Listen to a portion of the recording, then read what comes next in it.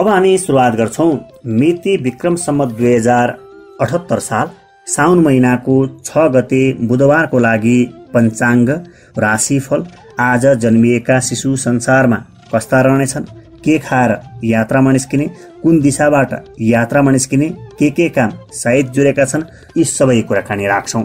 आजको विशेष कुरा रहेको छ बुध ग्रहको दशा चलेका बेलामा के राम्रो हुन्छ, के नराम्रो हुन्छ, कसरी थाहा पाउने, उपाय के छ, यसका बारेमा कुराकानीमा जोडिन्छौं। सुरुवात गर्छौं पञ्चाङ्ग खण्डबाट। ईस्वी सन् 2021 जुलाई महिनाको 21 तारिक आषाढ शुक्ल द्वादशी तिथि, नेपाल सम्वत 1141 दिलनाथ द्वादशी। सूर्योदय बिहान 5:21 सूर्यास्त साँझ 6:59 दिनमान 13 घण्टा 38 मिनटको। ज्येष्ठा नक्षत्र, बव करण, ब्रह्म योग, वृश्चिक राशिमा चन्द्रमा। वृश्चिक राशिमा चन्द्रमा रहेका बेलामा संसारमा शिशु जहाँ जन्मे पनि वृश्चिक नै राशिका जन्मनेछन्। मात्र समय र स्थानको अलग अलग अवस्थाले गर्दा नामको सुरुको अक्षर फरक बनाउँछ। राशि वृश्चिक हुन्छ। आज जन्मने शिशुको बोलाउने नाम, नागरिकतामा हुने नाम सबै वृश्चिक राशिका 9वटा अक्षरबाट मिलाएर जुराएर राख्नुभयो भने राम्रो हुन्छ। सँगसँगै आज जन्मने शिशुको आद्य दशा सुरुको दशा बुध दशा रहने भएका कारणले गर्दा बोलक्कड, बोल्ने काम गर्न रुचाउने, गाउने, वकालत गर्ने यस किसिमको प्रवृत्तिका रहन्छन्। नेतृत्वशीलता रहन्छ। सँगसँगै यी राम्रा कुराहरू जागृत हुन् भन्नका लागि आज जन्मने शिशुका लागि निवारणको दिनमा, नामाकरण संस्कारको दिनमा बुधको मन्त्र ओम बुम बुधाय नमः यो मन्त्रको उच्चारण गराउनु राम्रो हुन्छ। हामीले पछिल्लो समयमा बनाउने चिनामा यसरी दशा अन्तर्दशा पनि प्रष्ट रूपमा देखिने गरी बनाउने गरेका छौँ, ताकि तपाईँले घरैमा बसेर पनि हेर्न सक्नुहुन्छ। हरेक दिन जन्मिएको शिशुको केही न केही विशेष गुण र केही न केही विशेष दोष अवश्य रहन्छ। यस अर्थमा हामीले हरेक दिनको फल राखिरहेका हुन्छौँ। तपाईँको तिथि, बार, महिनाका आधारमा यी गुण र दोष पत्ता लगाउन सक्नुहुन्छ हाम्रो युट्युब च्यानल तुलसी गुरुमा गएर। र सँगसँगै गुण जगाउन, दोष व्यवस्थापन गर्नका लागि जन्मोत्सवको दिनमा विभिन्न रङहरू भेला गरेर यसरी पूजा गर्न सक्नुहुन्छ। एक वयस्क व्यक्तिले औँठी, पत्थर, लकेटहरू पनि लगाउन सक्नुहुन्छ। अब हामी सुरुवात गर्छौं राशिफल खण्ड। आजको राशिफल।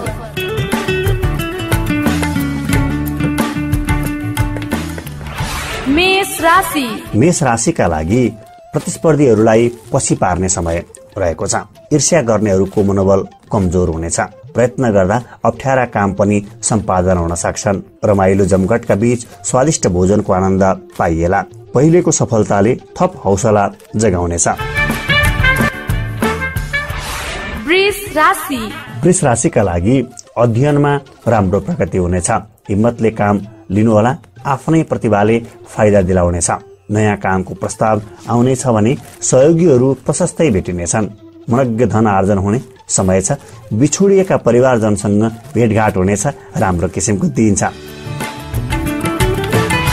मिथुन राशि। मिथुन राशिका लागि विभिन्न सहयोग र उपहार प्राप्त हुनेछन्। आय आर्जन पनि राम्रै हुनेछ। परिवारजनसँग आत्मीय भाव बढ्नेछ। वैदेशिक कामकाजमा फाइदा होला। मनको डर उत्साहमा रूपान्तरित हुने योग छ भने टाढाको यात्राको पनि मौका रहेको छ। कर्कट राशि। कर्कट राशिका लागि मेहनत गर्दा विभिन्न अवसर प्राप्त हुनुका साथै दैनिकीमा परिवर्तन आउन सक्छ। हिम्मतले काम बनाउन सकिनेछ। केही खर्च लाग्ने तर पनि सोचेको काम बन्ने योग छ। व्यवसायमा थप लगानी बढाउन सकिनेछ।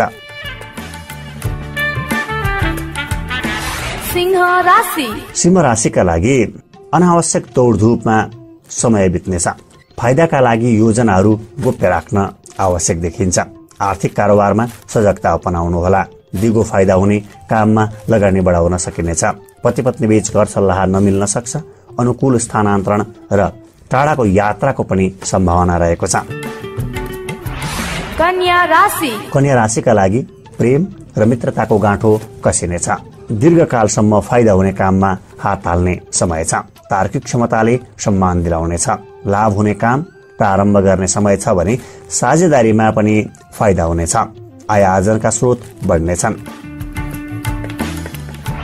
तुला राशि। तुला राशिका लागि काम देखाएर विशेष उपलब्धि हात पार्न सकिनेछ।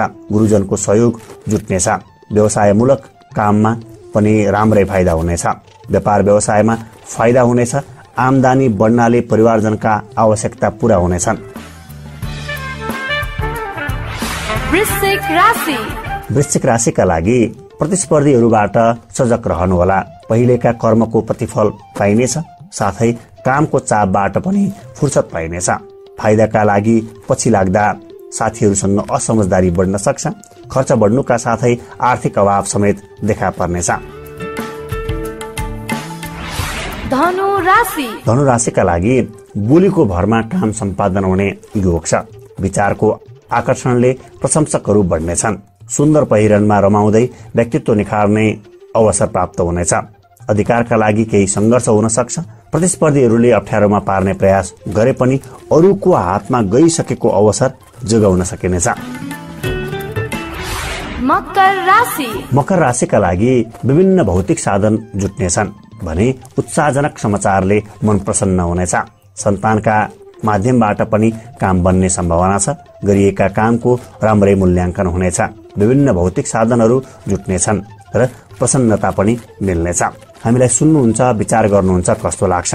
तपाईको सुझाव प्रतिक्रियाका आधारमा आगामी दिनका कार्यक्रम निर्धारण गर्दै अगाडि बढ्नेछौँ। हामीसँग प्रत्यक्ष रूपमा टेलिफोनमा, वाट्सएपमा, भाइबरमा पालो लिएर कुराकानी गर्नका लागि हाम्रो मोबाइल नम्बर 98 41 40 50 73 अथवा 9841 40 5073 यो नम्बरमा तपाईले सुरुमा एसएमएस, वाट्सएप वा भाइबर गरेर पालो लिन सक्नुहुन्छ। फोन हामी आफै गर्छौं। हाम्रो व्यस्तताका कारणले गर्दा फोन हामी आफै गर्नेछौं। कुम्भ राशि। कुम्भ राशिका लागि सहयोगीहरूले विपक्षीलाई साथ दिनाले काममा चुनौती देखिएलान्। आर्जित धन खर्च हुन सक्छ, तर आफ्नै प्रयासले लाभ मिल्न सक्छ। विभिन्न अवसरले पछ्याउनेछन् भने भविष्यका लागि विशेष काममा जग बसाउने मौका छ। व्यापारमा प्रशस्त फाइदा हुनेछ। मीन राशि। अन्तिममा मीन राशिका लागि पुरानो समस्याले केही झमेला आइलाग्न सक्छ। दाम्पत्य जीवनमा शङ्का र असमझदारी बढ्ने समय छ। परिस्थिति अनुसार चल्न नसक्दा दुःख पाइनेछ। काम बिग्रने डरले सताइरहनेछ। बेसुरमा वचन दिनाले दुःख पाइनेछ। पशु र कृषिबाट सोचेको लाभ नउठ्न सक्छ। अब हामी सुरुवात गर्छौं। विशेष काम गर्ने राम्रो समय चाहिँ आजका लागि बिहान 7:05 देखि बिहान 8:11 रहन्छ। यो समय चन्द्रहोरा, लाभ बेला, अमृत बेला, गुरुहोरा सँगसँगै जस्तो पर्दछन्। ज्योतिष शास्त्रमा अर्को राम्रो समय चाहिँ आजका लागि बिहानको 10:57 देखि बिहानको 11:36 रहन्छ। यो समयमा शुभ बेला, अभिजित मुहुर्तको समय हो। ज्योतिष शास्त्रमा यी समयहरू शुभ कामका लागि धेरै नै राम्रो मानिन्छन्। सँगसँगै राहु काल, सावधान रहनुपर्ने समय चाहिँ दिउँसो 12:09 देखि दिउँसो 1:50 रहन्छ। यो समयमा विशेष सावधानी अपनाउनु होला। राहुकालमा सुरु गरिएका व्यावसायिक वा सामाजिक कामले पछिसम्म बाधा दिन्छ। मुद्दामा मिलाउन सक्छ, विवाद उत्पन्न हुन सक्छ भनी ज्योतिष शास्त्रमा बताइएको छ। यी समयहरू नेपालका आधिकारिक समयहरू हुन्। पूर्व भागमा हुनुहुन्छ नेपालको वा पश्चिम भागमा हुनुहुन्छ भने त्यहाँको समय अन्तर गर्दा केही समय छिटो अनि केही समय ढिलो गर्नुपर्ने हुन्छ भने विदेशमा हुनुहुन्छ भने त्यहाँको समय अन्तर गर्दाखेरि हुन्छ। कुनै नयाँ काम, ठुलो काम, जोखिम मूल्य काम गर्नु पर्दैछ भने योग्य ज्योतिषीको सल्लाह लिएर मात्रै गर्नुहोला। अत्यावश्यकीय काममा, यात्रामा जाँदा वा गर्भवती महिलाले हरिया खाने कुरा र लगाउने कुराको प्रयोग गर्नुहोला। यसले तपाईको मनोबल बढ्छ। साथै दूध, तिल यी वस्तुबाट बनेका खानेकुरा खाएमा दिमाग सृजनशील बन्छ। सृजनशील दिमागले सही निर्णय गर्छ। गर्भवती महिलाले यी वस्तु खानु भए सन्तान तन्दुरुस्त वा मन्दुरुस्त जन्माउन सक्नुहुन्छ भन्ने भनाइ छ। यात्रामा हुने शुल दोष कम हुन्छ वा दुर्घटना दोष कम हुन्छ यसरी बताइन्छ। अत्यावश्यकीय काममा यात्रामा जाँदा केही पूर्व दिशाबाट यात्रा सुरुवात गर्नुभयो भने राम्रो हुन्छ। घरबाट केही बेर त्यो दिशापट्टि जानु, त्यहाँ तपाईले पूजा गर्ने मन्दिर, मस्जिद, चैत्य, गुम्बा जे छ दाहिने परिक्रमा गर्नु र कुनै पनि पूजित किसिमका बिरुवा वनस्पति छन् भने त्यहाँ पानी लगाउनु, माग्ने मान्छेलाई खानेकुरा खान दिनु, साना केटाकेटीलाई खुसी बनाएर यात्रामा जानु तपाईका लागि विशेष राम्रो रहन्छ। हाम्रो तर्फबाट पनि हार्दिक मङ्गलमय शुभकामना व्यक्त गर्दछौँ। तपाईँले सोच्नुभएको राम्रो काम बनोस्, सप्रियोस्, कल्याण गर्न सक्नुहोस्, यो कुराकानी रहेको छ। आजलाई साइट जुरेका राम्रा कामहरूमा चातुर्य, बुद्धि लगाएर गर्ने काम, दक्षता, सिकेर गरिएको काम, कला, साहित्य, पुण्य कर्म, पुण्य आर्जन गर्नलाई गरिने सामाजिक वा दैविक काम, व्यापार, गृह आरम्भ गर्न, अध्ययन गर्न, धातु क्रिया गर्न, जागिर प्रारम्भ गर्न, वाद विवाद, मुद्दा मामिला जस्तो कामहरू गर्न, पन्ना हरियो वस्तुको काम राम्रो रहेको छ। आजको लागि साइट जुरेका कामहरू यी हुन् भने अब हामी आजको विशेष कुरा भनेर जोड्दैछौँ। बुध ग्रहको दशामा के राम्रो हुन्छ, के नराम्रो हुन्छ, के छ उपाय, यो कुराकानी जोड्दैछौँ। हामीलाई थाहा हुँदैन कहिले कुन दशा चल्दैछ, कहिले कुन दशा चल्दैछ, त्यसले राम्रो गर्दैछ कि नराम्रो गर्दैछ, तर सङ्केत थाहा पाउनुपर्छ। हामीले आफै सङ्केत थाहा पाइन्छ। वर्षौँदेखि कुनै कुरा प्रयोग गर्दै हुनुहुन्थ्यो, बोल्दै हुनुहुन्थ्यो, कसैलाई भन्दै हुनुहुन्थ्यो, मानिरहेको थिएन, तर बोलीको प्रभावकारिता बढे जस्तो, बोलीमा प्रष्टता आए जस्तो, मान्छेले बोलेकै आधारमा विश्वास गरे जस्तो अनुभव हुँदैछ भने तपाईँको बुध ग्रहको दशाले राम्रो हुँदैछ। पत्याउँदैछन्, कहीँबाट तपाईँलाई अफर आउँदैछ, ल यस्तो यस्तो काम गर्नुपर्ने भयो, मात्रै उसँग सन्दर्भ बोलेर मात्रै चिन्जान भएको थियो, त्योभन्दा अन्य काम गरेर देखाएर गरेको थिएन भने यो बुध ग्रहको दशाका आधारमा सकारात्मक अवस्था आउँदैछ भन्ने कुरा हो। अब फेरि त्यही बुध ग्रहको नकारात्मक अवस्था चाहिँ वर्षौँदेखि काम गरिरहेको छ, वर्षौँदेखि ठिकठाकै छ, तर बोलीकै कारणले गर्दा कोही व्यक्ति रुष्ट हुँदैछ, प्याच्च पुच्च बोल्न मन लाग्दैछ, त्यस्तो चिप्लिहाल्छ, निस्किहाल्छ, बोलिहालिन्छ, ओहो मैले त्यो बोल्नु हुँदैन थियो, मैले बोलेछु भनेर आफैलाई ग्लानि अनुभव हुन्छ भने विचार गर्नुपर्छ। बुध ग्रहको दशामा तपाईँलाई नराम्रो किसिमको बोली निकाल्दैछ बुध ग्रहले, यस अर्थमा आफै सावधान हुनुपर्छ।